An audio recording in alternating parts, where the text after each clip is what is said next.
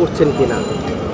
এখানে সংখ্যা থেকেই যায় যে যেহেতু 6 জন গ্রেপ্তার হয়েছে, ওর যেখানে সবাই মিলে মারছে সেখানে 15 থেকে 20 জন আসামি ছিল। সেখানে 6 জন গ্রেপ্তার করার পরে আর কোনো মানুষ ছাত্রদের গ্রেপ্তার করা হয় নাই। আপনারা জানেন কিনা জানি না, আমি কিন্তু ক্যান্সার পেশেন্ট, ব্লাড ক্যান্সারের পেশেন্ট। আমি শারীরিক মানসিকভাবে খুবই অসুস্থ, তারপরও আমি আমার ভাইয়ের জন্য এখানে আসছি। আমি চাই যে ওর মতো এরকমের নির্মম মৃত্যু কারো যেন না হয়, কারণ একটা মানুষকে 4টা ঘন্টা সাপের মতো পিটাই মারা, এটা কোনো মানুষ করতে পারে না। জানি না যে ওনাদের আসলে কোন মায়ের পেটে জন্ম হয়েছে যে এরকমের হিংস্র হইতে পারে একটা মানুষের সাথে, তাও একটা মানসিক ভারসাম্যহীন মানুষের সাথে। এই জন্যই হলো আমি এখানে আসা। আর আমি চাই যে ন্যায় বিচার হোক এবং কঠিন থেকে কঠিনতম শাস্তি হোক। আর এই শাস্তি দেখে যেন আর কারো তোফাজ্জলের মৃত্যু যেন না হয় ভবিষ্যতে। আর নিরপরাধ মানুষ যেন কেউ ফাঁসে না, আবার অপরাধী যেন কেউ মুক্তি পায় না, যার রেহাই যেন না পায়, এইটাই আমার চাওয়া। পুরো নামটা?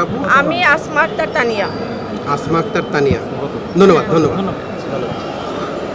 ঢাকা বিশ্ববিদ্যালয়ের প্রশাসন তারা অজ্ঞাতনামা হিসাবে আসামি করায়, মামলা করায়, আমরা তাদের এই মামলা নিয়ে সন্দিহান এবং এখানে তোফাজ্জল হত্যার ন্যায় বিচার আমরা পাবো কিনা সেটা সন্দিহান। এই বিদায় আজকে আমরা এই তোফাজ্জলের যে বোন, সে আজকে এই সিআর পিটিশন দায়ের করেছে মহামান্য 23 নম্বর কোর্টে। তো এখানে আমরা মামলার মূল যেটা বলতে চেষ্টা করেছি সেটা হচ্ছে, আমরা চাই এই তোফাজ্জল হত্যার সাথে যারা জড়িত একদম সুনির্দিষ্টভাবে তাদের তথ্য প্রমাণ দিয়ে আমরা কোর্টে মামলা করেছি এবং তাদের যাতে ন্যায় বিচারটা নিশ্চিত হয়, তোফাজ্জল যাতে ন্যায় বিচারটা পায়। কোর্ট আমাদের মামলায় সন্তুষ্ট হয়ে আদেশ প্রদান করেন যে যেহেতু তার আইনগতভাবে সে যেটা করতে পারে আমাদের সিআরপিসির 205 ডি অনুযায়ী, সে বলেছে আমি মামলা আমলে নিলাম এবং যেহেতু এর আগে একটা জিআর মামলা হয়েছে, সো আমি জিআর মামলার যে রিপোর্টটাকে আমি কল ফর করলাম, ওটাকে আমি চাইলাম। আর ওই জিআর মামলার রিপোর্ট আসার আগ পর্যন্ত এই সিআর মামলা আজকে যেটা এখানে করেছেন সেটার কার্যক্রমটা স্থগিত থাকবে। জিআর মামলার রিপোর্ট দেখে আমরা পরবর্তী ব্যবস্থা নিব। যদি জিআর মামলায় আপনাদের আসামির সাথে এখানে যারা আসামি আপনারা যারা করেছেন সব কিছু যদি ঠিকঠাক থাকে তাহলে দুটো একসাথে চলতে পারে বা আপনাদেরটাও আবার চলতে পারে। সো সে পুলিশ রিপোর্ট, শাহবাগ থানার পুলিশ রিপোর্টটাকে কল ফর করেছে আজকের এই মামলা করার পরে।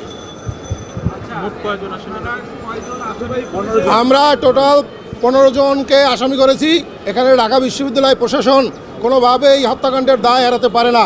কারণটা হচ্ছে ঢাকা বিশ্ববিদ্যালয়ের আর এখানের যিনি হল প্রভোস্ট যিনি ছিলেন, তিনি ওই হলের নিরাপত্তার দায়িত্বে ছিলেন।